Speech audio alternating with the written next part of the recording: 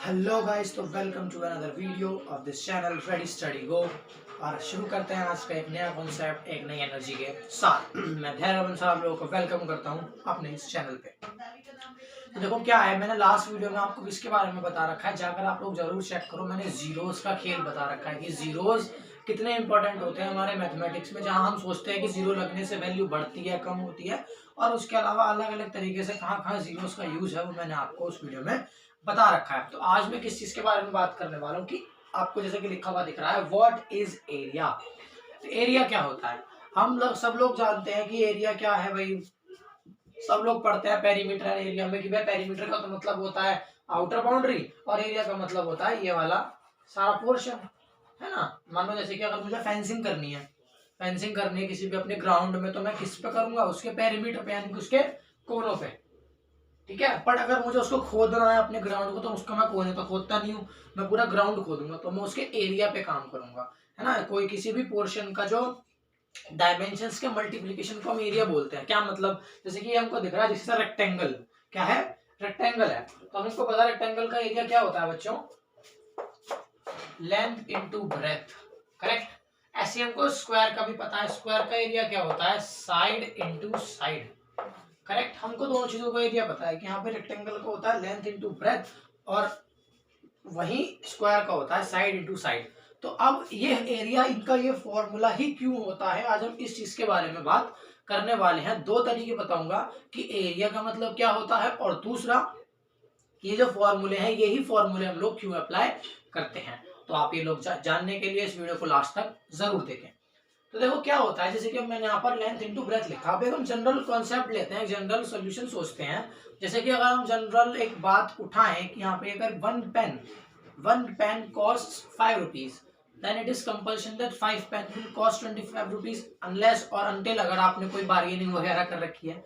मतलब अगर एक जनरल कॉन्सेप्ट लो, ये बार्गेनिंग वाली चीज हटा दो, तो क्या होता है, अगर एक पेन 5 रुपीज का ला रहे हैं हम लोग, तो हमारे 5 पेन 25 रुपीज के इन जनरल सिंपल से हो जाएंगे। तो सेम चीज यहाँ पे है। देखो अब एरिया है क्या, समझना बात को। एरिया ये वाला पोर्शन ही तो है, करेक्ट। यानी कि ये लेंथ है, कुछ भी एक डायमेंशन है तो उसकी इतनी लंबाई है, और ये इतनी उसकी चौड़ाई है, ब्रेथ है। पर अगर हम देखें, मैंने लिखा लेंथ इनटू ब्रेथ है, एज्यूम करो कि ये एक पेन की कॉस्ट है, यानी 5। ऐसे कितने पेन है, 5 है, तो 5 इंटू 5 तो लिखते हैं हम 25 के लिए। सेम कॉन्सेप्ट यहाँ लो, ये एक लेंथ की वैल्यू है कुछ, मान लो 2 4 5 6 कुछ भी, वो कितनी बार आ रही है, बी बार, यानी वो बी टाइम्स है। इमेजिन करो अगर ये 3 है और ये 2 है, ठीक है, ये हमारी जो ब्रेथ है ये 2 है और ये 3 है। इसका मतलब क्या है कि जो 3 सेंटीमीटर है, मीटर वॉट जो भी लेंथ है, वो 2 बार, वो ऐसे, मतलब जितनी भी है, मान लो 2 सेंटीमीटर है, उसके अंदर मिलीमीटर्स भी होते हैं, तो उन सब काउंट करने के बाद ये 2 बार ऐसे ऐसे ऐसे नीचे दबा के फिर यहाँ पर ये खत्म हो रही है। मतलब इतनी लेंथ है, समझ में आ रही है, 2 लेंथ है, तब जाके ये एरिया बन रहा है। अगर उल्टा बोलो, 3 ब्रेथ हैं, तब जाकर ये पूरा एरिया बन रहा है। इस तरीके से तभी तो हम लिखते हैं लेंथ इनटू ब्रेथ, यानी कि लेंथ कितनी है, जितनी ब्रेथ है उतनी बार आप लेंथ को अगर खींचोगे नीचे तक या ऊपर तक किसी भी साइड, तो वो आपका क्या दे देगी, हमको एक फिगर दे देगी और उसका एरिया दे देगी। सेम कॉन्सेप्ट स्क्वायर के साथ है।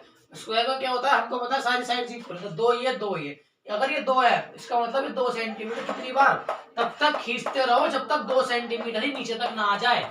जहां 2 सेंटीमीटर नीचे आ जाओगे वहां क्या मिल जाएगा आपको, एक पूरा एरिया। तभी इसका एरिया हम क्या लिखते हैं, साइड इनटू साइड। किस किस को मेरी बात थोड़ी बहुत भी समझ में आई, क्या कहना चाह रहा हूं मैं। जो यहाँ पर साइड इनटू साइड एरिया का मतलब क्या हुआ, यहाँ पर इस एरिया का मतलब हुआ कि साइड मान लो अगर 2 है, 2 सेंटीमीटर लेंथ को, और ये भी 2 ही है, तो 2 सेंटीमीटर लेंथ को मेरे को 2 सेंटीमीटर लेंथ तक नीचे ड्रॉ करते जाना है। जैसे ही मैं ड्रॉ करता जाऊंगा ऑटोमेटिकली मैं एरिया कवर कर लूंगा। जैसे कि मान लो ये 2 है और 2 ही सेंटीमीटर करना, तो और 2, अगला, ऐसे बनाते जाओ बनाते जाओ बनाते जाओ बनाते जाओ। ये तो मैं थोड़ा रफली बना रहा हूँ, बट अगर आप लोग मान लो बनाओगे एकदम स्ट्रेट फॉर्म में, तो ये बन रही है एक और लेंथ, एक और लेंथ, एक और एक और एक और, मान लो 2 खत्म हो गया, मिल गया आपको स्क्वायर अपना।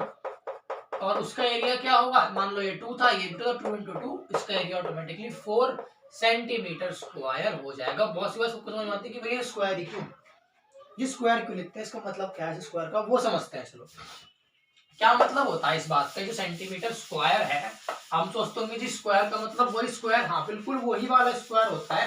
बस मतलब क्या है इस बात का, जैसे मैं अगर एज्यूम करूं कि मेरे पास ये एक स्क्वायर है, suppose this is of 2 centimetre, this is of also 2 centimetre, और इसका एरिया क्या होगा 4 सेंटीमीटर स्क्वायर। तो जो इस एरिया का मतलब क्या है, जो मैंने लिखी है, इस बात का मतलब ये है कि ये जो स्क्वायर है, जितनी भी इसकी लेंथ है, इसके अंदर 4 1 सेंटीमीटर के स्क्वायर हैं। नहीं समझ में आई मेरी बात? दोबारा समझो। इस रिप्रेजेंटेशन का, ये रिप्रेजेंटेशन है, इस रिप्रेजेंटेशन का मतलब क्या है? इस रिप्रेजेंटेशन का मतलब ये है कि हाँ सही है, इस रिप्रेजेंटेशन का मतलब ये कि जो मैंने ऊपर फिगर बना रखी है उसके पास 4 स्क्वायर हैं। कितने सेंटीमीटर के? 1 सेंटीमीटर के। मान लो ये एरिया निकला था 4 मीटर स्क्वायर। दिस मीन्स कि जो भी एरिया है उसके अंदर 4 हैं स्क्वायर 1 मीटर के। क्या मतलब? देखो ये 1 सेंटीमीटर मान लो ड्रॉन है, ये 1 सेंटीमीटर, एक स्क्वायर बना, ये एक है, एक और 2 बन गए, 3 4। अच्छा जी कितने सेंटीमीटर के निकल गए? मान लो अज्यूम कर रहा हूं अगर ये 1 सेंटीमीटर है, ये भी 1 सेंटीमीटर है, एज्यूम कर रहा हूं फिलहाल। तो कितने स्क्वायर निकल के आए मेरे इस बड़े वाले स्क्वायर में से? 4। तभी मैंने इसका एरिया मेरा सॉल्व करके भी आया, वो क्या आया? 4 सेंटीमीटर स्क्वायर। किस किस को मेरी बात कुछ कुछ समझ में आई? और एग्जांपल लेके दिखाता हूँ। देखो अब क्या करना है, ये देखो मान लो एज्यूम करो ये है मेरा 3 और वही फिर से ये है 2। इसका मैंने जो पता है एरिया का कॉन्सेप्ट क्या है, वो लेंथ इनटू ब्रेथ, यानी लेंथ कितनी बार कितने टाइम तक खींचनी है, जब तक 2 सेंटीमीटर कवर ना हो जाए तो वो एरिया निकाल के दे देगा। यानी 3 इंटू 2 मेरा 6 सेंटीमीटर स्क्वायर आ गया जी। फिर से करेक्ट, फिर से मेरा 6 सेंटीमीटर स्क्वायर आ गया। अब इसका मतलब क्या हुआ कि बेसिकली इसका मतलब हुआ कि जो भी आपकी फिगर है उसके अंदर 6 1 सेंटीमीटर के स्क्वायर प्रेजेंट है। देख लो भैया, मान लो यहाँ पे 1 खत्म हो रहा है तो यहाँ पे ड्रॉ कर दी, यहाँ पे 1 2 थोड़ा लंबा ज्यादा बना है, कोई कंपैरेटिवली शायद 3 मान लो 4 हो सकता है, इसको 4 मान लेते हैं, मैंने चलो 3 ही रहने दो, थोड़ा क्लियर लो, वैसे थोड़ा रेक्टेंगल काइंड ऑफ लग रहा है बट स्क्वायर ही मेरा सेंस है यहाँ पर बताने का। तो कितने स्क्वायर बन गए? 1 2 3 4 5 6, जो कि हमारा एरिया भी आ रहा है। इसका मतलब एरिया का मतलब यही होता है। What does this area means? This area simply means कि भैया जो ये स्क्वायर मैंने रिप्रेजेंट करा है उसका मतलब है जो भी आपकी एरिया की वैल्यू आई है उतने स्क्वायर ईच सेंटीमीटर के, अगर सेंटीमीटर में है तो सेंटीमीटर, मीटर में है तो मीटर, वो आपके उसमें इस वाली फिगर में प्रेजेंट होते हैं। अगर 10 आया मतलब उस पर्टिकुलर फिगर में मेरे पास 1 सेंटीमीटर के स्क्वायर प्रेजेंट होते हैं। सभी को मेरी बात समझ में आई कि एरिया का मतलब क्या होता है और इस रिप्रेजेंटेशन का भी मतलब क्या होता है। आई होप आप लोगों को ये वीडियो पसंद आई हो।